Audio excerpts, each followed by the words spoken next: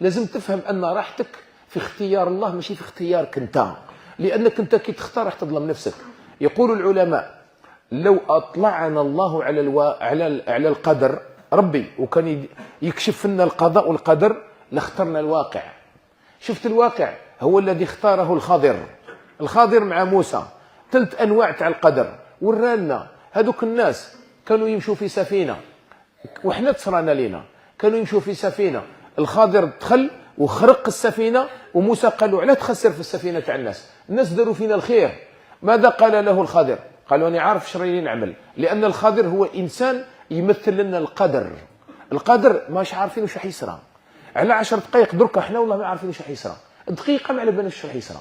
ولذلك الآن تصوروا موسى بدا يقول الخضر علاه خسرتم من السفينة، وهذوك الناس بعد ذلك كشف لهم الله باللي السفينة هذاك الخضر هذاك خرقها باش هذاك الملك ما يديهاش كاملة. إذا لو كان يخيروك أنت يقول لك عندك سفينة نكسروها لك شوية ولا ندوها كاملة، تقول لهم كسروها شوية.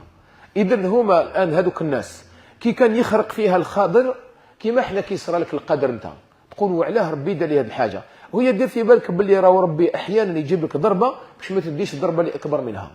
احيانا توجعك درسه تقعد في الدار وتقول راطيت وما رحتش المكان الفلاني وانا عندي حفله وانا عندي مناسبه وانا عندي كذا، وانت وجعتك الدرسه وتقول هذا هو زهري انا داير هكذا. ومن بعد واش دير؟ تروح للتيك توك ولا الفيسبوك ولا وتنشر كاش حاجه هكذا تاع فيديوهات هذوك اللي يطيح عليه بتيه وكذا وتقول هذا هو زهري انا شوفوا هذا هو زهري هذه حياتي انا، هذا يعبر عن حياتي، وتتسخط من قدر الله عليك. وربي اختار لك، ربي عطلك باش ما تصيبكش حاجه واحده اخرى.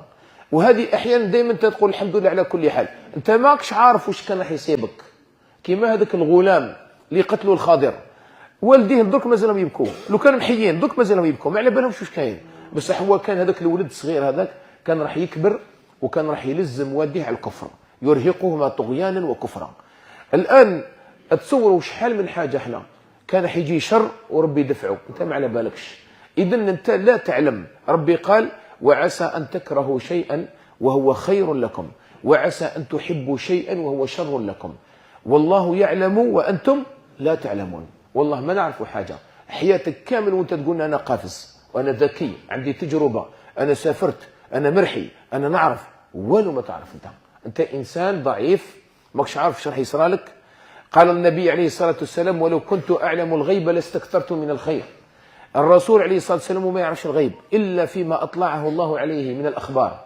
أما أنا وأنت في ناس ضعفاء، خليها مسلمة الملاك ترتاح، خلي الأمور ادعو الله أن يقدر لك الخير ترتاح، امشي بالاستخارة والاستشارة ترتاح، سلم الأمر إلى الله وارضى بما قسم الله ترتاح. ولذلك النبي عليه الصلاة والسلام ذكرنا واحد النوعية من الغنى. الغنى أنواع، كاين غنى تاع المال بالحسابات شفر، وكاين الغنى تاع ماذا؟ كاين الغنى الإيماني، وكاين واحد الغنى يسمى غنى القلب الذي يجمع جميع الصفات التي تريح القلب. قال له يا أبا ذر ارضى بما قسم الله لك تكن أغنى الناس. إذا بديت تطلع علاش عطالو ما عطاليش، وشوف الناس اللي عندها، شوف الناس اللي عندها الزهر، شوف كيفاش ربي يمد الحمل اللي ما عندوش سنان، وتبدا تتكلم على ربي وراك تقول لنا بلي ربي ما يعرفش يوزع. حبيت تقول لنا بلي ربي ما يعرفش يوزع، هنا الان راح تدخل في واحد السخط والله ما يرتاح قلبك ويعطيك ربي الدنيا كامله ما ترتاحش. ولذلك ارضى بما قسم الله لك، اخدم، دير ثروه، دير شهاده، انجح، دير واش حبيت، بصح دائما واش يقسم لك ربي يرضى به. هذاك الرضا راح يخليك تحب الخير الجميع، وراح يشرح لك ربي صدرك وتعيش حياة هنيئة التي يبحث عنها جميع الناس الآن. الأمر الآخر يا إخواني الكرام اللي يخلي الإنسان يعيش سعيد ومرتاح وفي حياة طيبة أنك ترضى الخير للآخرين. شوف دائما ابحث عن الخير للناس.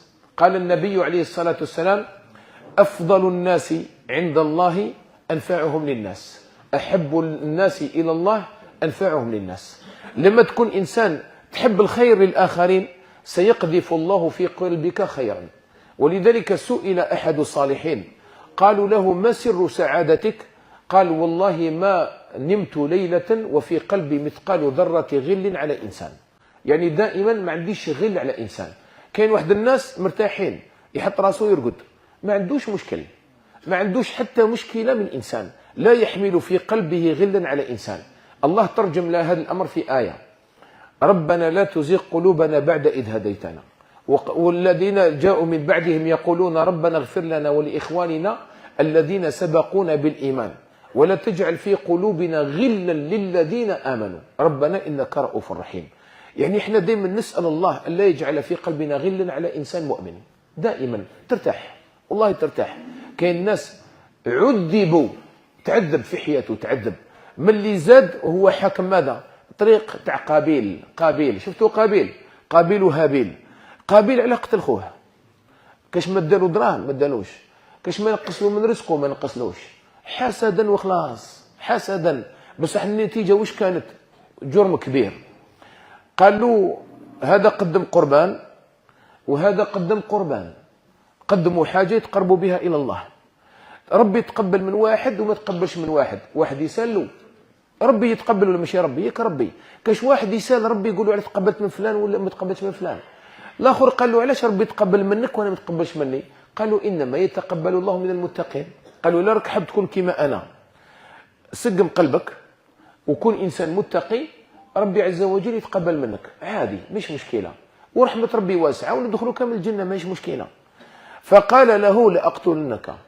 هذه المصيبه عندما تشعر أن رزقك في يد غيرك، عندما تشعر أنك أنت ما نجحتش خاطش ناس آخرين نجحوا، وعندما تظن أنك باش تنجح لازم تخسر ناس واحد آخرين، هذا هو الحسد العظيم.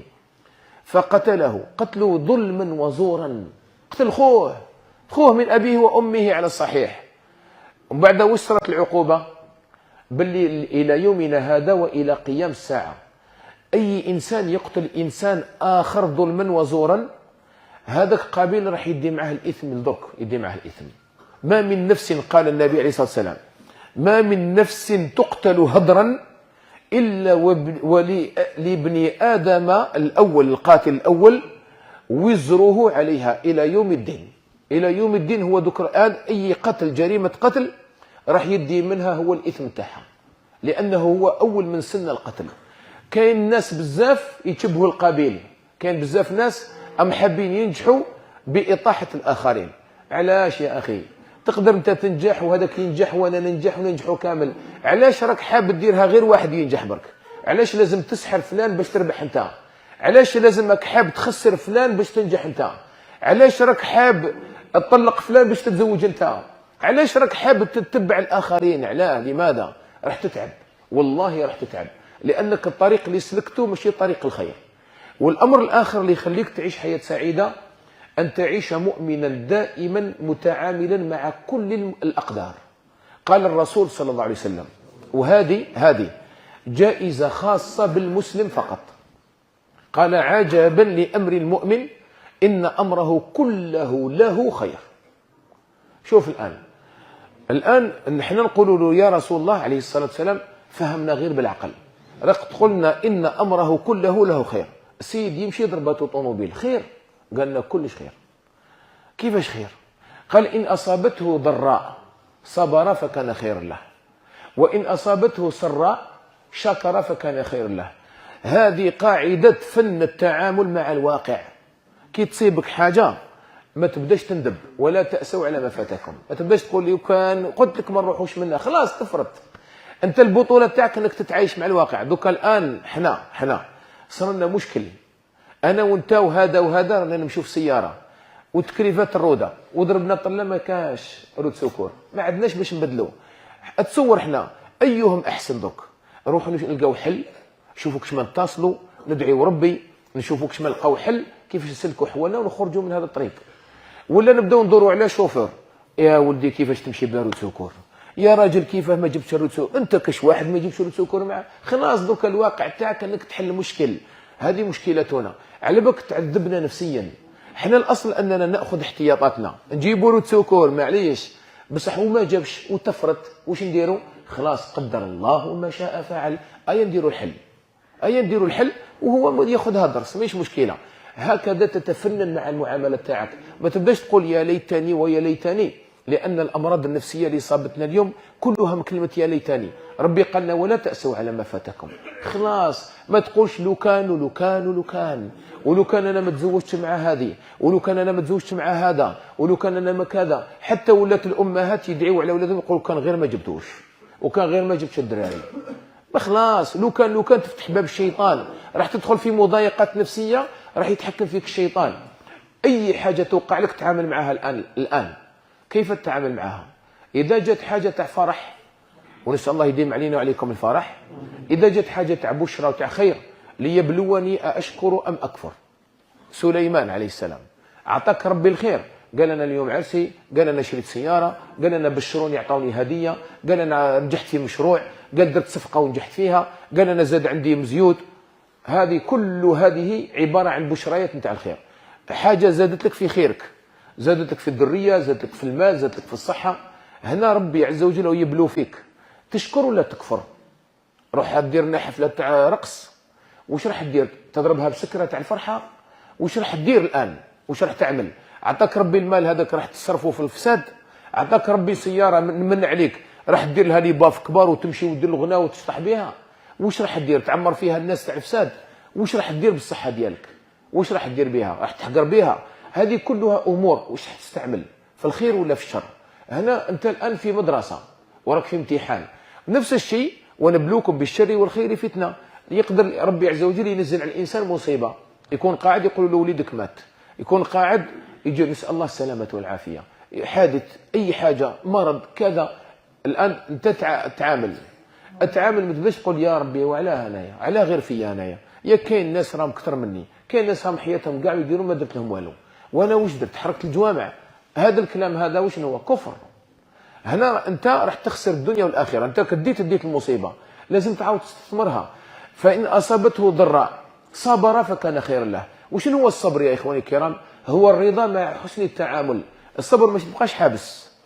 الصبر الآن الرضا هذا أمر قدره الله، قدر الله ما شاء فعل. اللهم أجرنا في مصيبتنا. يلا دوك نعرفوا كيش نتعاملوا مع القضية.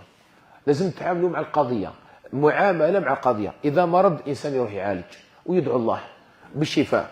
إذا كان حاجة نستقبلوها بالدعاء حتى نصبر على ما قدره الله لنا. أما أنك تتسخط والله ما راح تتعب في حياتك، راح تبدا تقول أنا علاه ربي ودار لي وما دار ليش. هنا دير في بالك ما حترفع حتى حاجة ما حتتغير.